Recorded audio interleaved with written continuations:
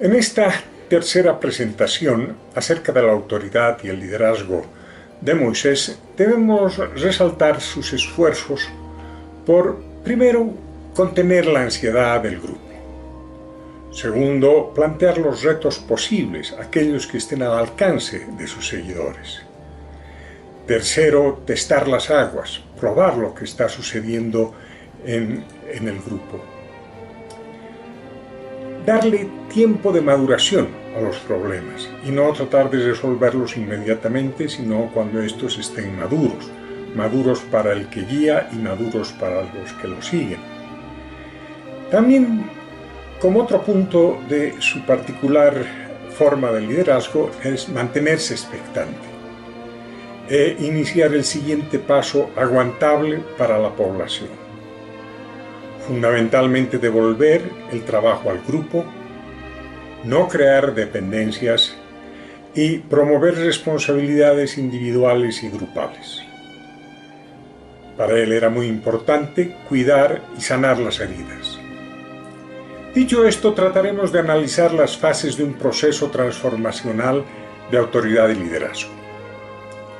En este contexto, Moisés encarna el nacimiento portentoso de un líder, que muere por el grupo, que está dispuesto a morir por los demás, y que a lo largo de 40 años, luego de ser recurrentemente asediado civil y socialmente por sus compañeros de travesía, de ser cuestionado, desacreditado y despojado de sus poderes de conducción, vuelve a nacer y vuelve a enfrentar sin temor y con renovado vigor a autoridades y miembros del grupo que vuelven a oírlo y seguirlo, para nuevamente asesinarlo socialmente con rumores y conversaciones íntimas a sus espaldas. Esto nos muestra que en la dinámica de grupos abundan las conversaciones íntimas, con las que tratan, y muchas veces lo logran, anular la influencia de líderes o autoridades. Esta es una constante preocupación, un constante dolor, que genera susceptibilidades y heridas profundas, con cicatrices que nunca llegan a curarse plenamente en el alma del líder. Tan frecuente es esta situación que Moisés se queja a Jehová y le pregunta: ¿por qué el pueblo me odia tanto? ¿Hasta cuándo oiré a esta depravada multitud que murmura contra mí? ¿Hasta cuándo oiré las querellas de los hijos de Israel que de mí se quejan? Los injustos, crueles y muchas veces viciosos comentarios íntimos entre seguidores, incluso entre los propios familiares que hacen correr rumores, son tan reiterados y tan demoledores que con frecuencia líderes y autoridades temen enfrentarse al grupo. Se sienten profundamente dolidos por las reacciones del grupo y pierden la fuerza y pierden la voz. Pero está en el temple de muchos de ellos renovarse y continuar bregando, continuar luchando por la transformación del grupo. Otros, los más, poco a poco pierden tanto la fuerza como la voz, porque las heridas del liderazgo son muchas y muy profundas y al final terminan por agotar la paciencia y la predisposición del líder. Parece que esto sucedió más de una vez con Moisés, a quien, a pesar de contar con el apoyo directo de Jehová, se le acabó la paciencia con las reacciones y las conductas reacias y rezongonas del naciente pueblo de Israel. Un proceso continuo que le generó profundos dolores, decepciones y dudas. Por las reiteradas expresiones de duda y frustración con esa depravada multitud, Jehová castiga a Moisés y le niega el acceso a la tierra prometida. Pase yo y vea aquella tierra buena que está más allá del Jordán, había sido la súplica del líder a Jehová, pero Jehová respondió: basta, no me hables más de este asunto. Es así que después de 4 décadas de sacrificios, Moisés no participará del cierre de una campaña monumental de transformación social.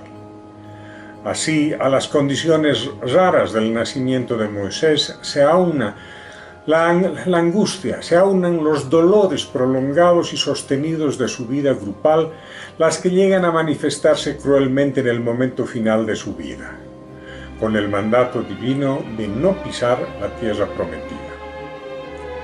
Con su muerte prematura, en el sentido de que no llega a cruzar el río Jordán, nos damos cuenta que una autoridad que ejerce un liderazgo transformacional normalmente no llega a cumplir plenamente con su cometido.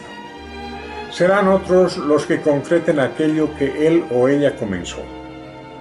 Por ello, con frecuencia y de una manera algo cínica, se dice que las 6 fases de una propuesta de liderazgo transformacional, de un proyecto importante de cambio y de transformación, son: primero, el entusiasmo; después, la desilusión; el tercer aspecto es el pánico; cuarto, la búsqueda de culpables; quinto, el castigo a los inocentes; y sexto, honor y gloria y premios para los que no participaron en el proceso de cambio desde sus inicios. Estas 6 fases se hacen dolorosamente evidentes en el caso de Moisés y en muchas otras propuestas de transformación, principalmente en la conducta de las personas que deben asumir liderazgo y autoridad durante largos periodos de cambio, como en el caso del Éxodo.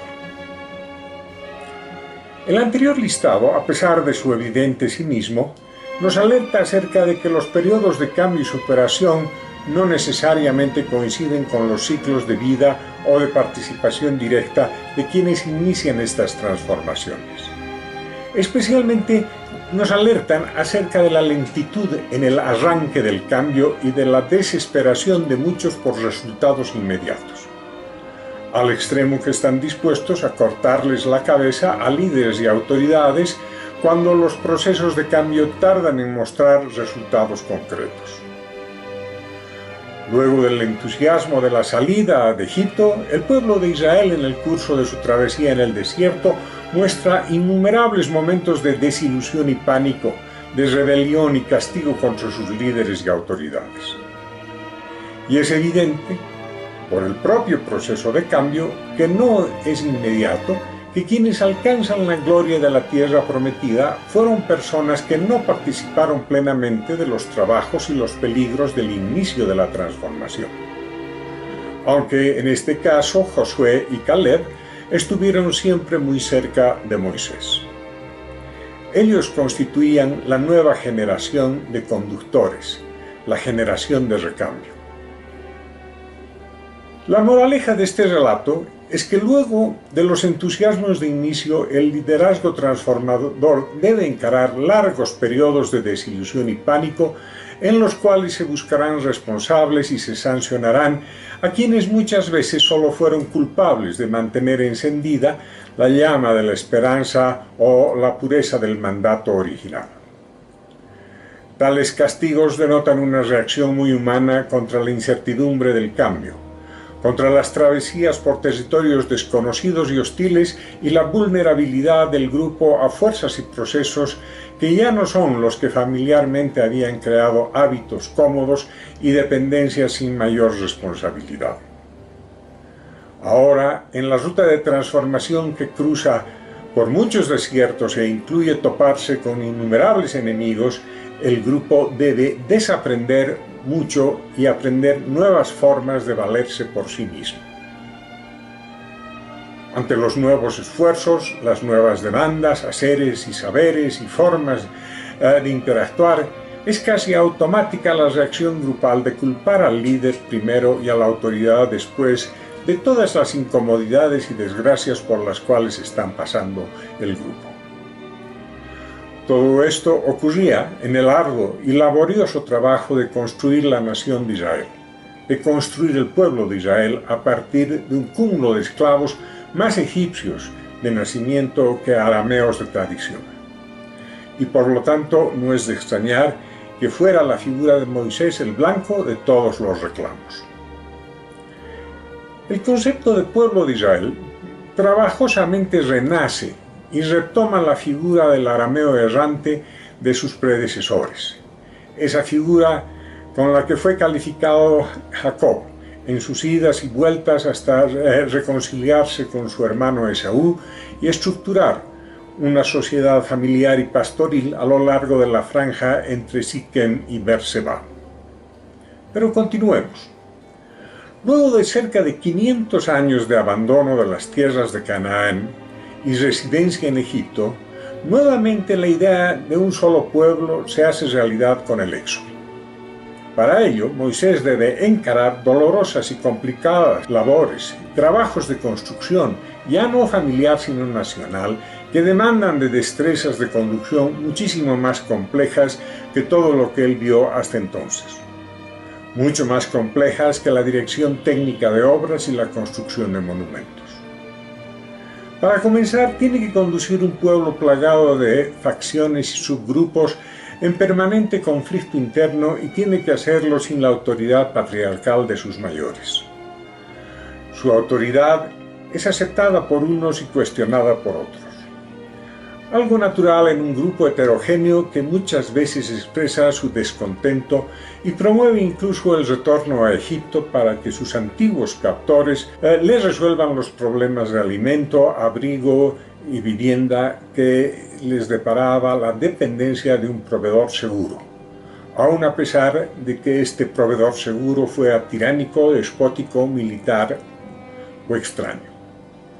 Para romper con estas dependencias, acabar con los miles de rumores y quejas y preservar la unidad del grupo en los arduos trajines del Éxodo, Moisés se convierte en la piedra de choque de todos los conflictos, en el blanco de todas las críticas, en la figura central de un liderazgo incómodo para los egipcios e incómodo para los israelitas, así como para los edomitas, moabitas, amonitas, que se sentían amenazados por el paso de los israelitas en su camino a Canaán.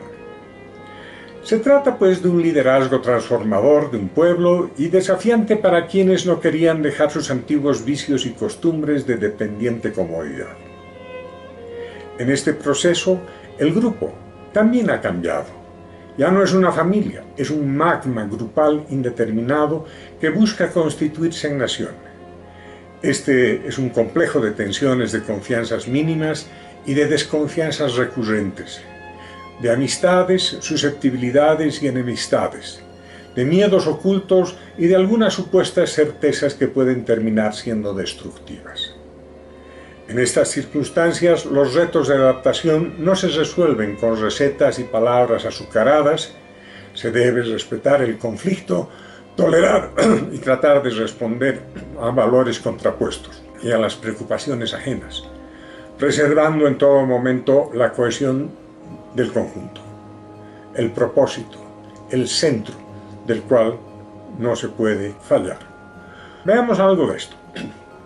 Las primeras muestras de liderazgo incómodo de Moisés empiezan con su salida apresurada de Egipto, cuando mata al soldado egipcio, y se extienden hasta el momento en que vuelve a Egipto desde el Sinaí, sin autoridad alguna, más bien con el estigma de la autoridad perdida. Se enfrenta a la autoridad despótica del faraón y se enfrenta a un pueblo que no lo entiende, que no le había autorizado nada, que más bien desconfiaba de él, hasta que convenció a unos y otros con una serie de portentos. En otras palabras, antes de iniciar el éxodo, Moisés tiene que cumplir con muchas tareas y superar muchas barreras. Simultáneamente tiene que abrirse un espacio de interpelación a las autoridades y un espacio de legitimidad entre los esclavos de origen israelita que lo cuestionan tanto por su pasado como por los castigos con los que responde el faraón a cada solicitud que el líder le plantea al pretender la libertad de los israelitas. Ellos cuestionan la incomodidad de las tareas que les plantea el pretendido libertador. Los cautivos en Egipto sufren el yugo, pero son reacios a seguir a un líder emancipador. Ansian una liberación, pero la quieren sin esfuerzo propio. Y quien quiera que les ofrezca una liberación con riesgo y esfuerzos propios es cuestionado y su palabra es puesta en entredicho. Únicamente después de reiteradas pruebas de capacidad para encarar el cambio, el liderazgo de Moisés es aceptado. Siempre con reparos, siempre con dolores, pérdidas y desgarros que generan quejas. Joseph Campbell, en su libro El héroe de las 1000 caras, sintetiza este proceso de prearranque de un acto del liderazgo emergente. Él, Campbell, caracteriza este proceso en 6 momentos diferentes. Primero el llamado, segundo el viaje o la salida de la comunidad, tercero la transfiguración del liderazgo emergente, es decir, la transfiguración del héroe y las pruebas que éste tiene que pasar. Cuarto, el retorno del líder a su comunidad. Quinto, la imposibilidad de comunicarse plenamente con los otros, con aquellos que serán su comunidad o que alguna vez fueron su comunidad. Y sexto, la lucha al interior del líder y de la comunidad para negociar y establecer el cambio que implica la liberación, para establecer qué es lo que realmente se tiene que hacer de manera conjunta. Estos 6 momentos, al igual que las 6 anteriores fases del proceso de cambio y liberación, están presentes en el liderazgo transformacional de Moisés. Todo empieza con un llamado moral, contra los abusos e inequidades de los poderes despóticos. Llamado que para poder precisarlo tiene que alejarse de su comunidad. Para concretar su misión se tiene que alejar de todo aquello que le era conocido, para que luego, en un lugar lejano y extraño, sin las presiones de lo tradicional, pueda escuchar la voz del reto de transformación para él y para su pueblo. Cuando vuelve a su comunidad, tocado por una luz divina, se genera una nueva forma de relacionamiento en la que quienes antes lo entendían ya no lo entienden más. Quienes antes lo miraban con respeto, ahora recelan de él.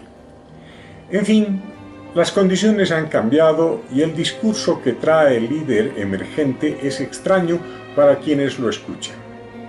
Tiene que esforzarse para hacerse entender y esforzarse mucho más para movilizar a su gente y emprender una lucha llena de sacrificios y esfuerzos.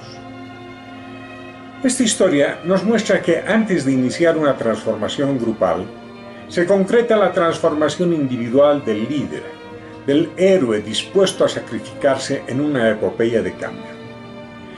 Es un nuevo momento que se inicia con una vaga noción en el grupo de lo que se quiere lograr y de una creciente sospecha de que la libertad a conquistar solo se logrará a costa de sacrificios y dolores que el pueblo no está plenamente dispuesto a asumir. Así, el discurso de arranque en un proceso de cambio no puede obviar una peligrosa dualidad. Por un lado, debe entusiasmar al grupo para dejar atrás lo que hasta ese momento era conocido. Y por el otro lado, no debe ocultar que lo que se cierne para el futuro no será una empresa sin contratiempos, demandas y dolores. Que habrán aflicciones y penurias, especialmente relacionadas con la pérdida de lo que hasta entonces fue familiar y cotidiano. El desafío de autoridad y liderazgo es por lo tanto una combinación contradictoria de esperanza y de temor, de ilusión y de realidad. Mostrar solo una parte de esta dualidad es invitar al fracaso. Únicamente mostrar ilusión e ignorar los costos hará que los seguidores se enfaden con sus conductores. Mostrar únicamente las demandas y los costos podrá generar tales temores que el grupo se niegue a emprender el cambio. Esta misma dualidad bulle en el corazón del líder, que debe mostrarse entusiasmado pero prudente, decidido pero cuidadoso. Ello también implica reconocer la dualidad con la que el grupo se relacionará con sus conductores y, a pesar de ello, mostrarse predispuesto a asumir el rol de pararrayos, de blanco de todas las críticas, reclamos y majaderías del grupo. Ello, como en tiempos antiguos, implicará montarse sobre la bestia grupal que salta, corre, se retuerce, enfurece y corcovea ante las demandas de cambio. Será una cabalgata de intensidad creciente, de emociones y sensaciones extremas.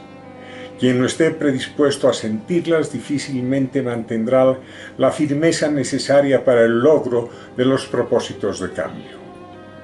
Actitud y compromiso son los parámetros con los que se inicia un cambio que no será ni suave, ni fácil, ni tranquilo, ni inmediato.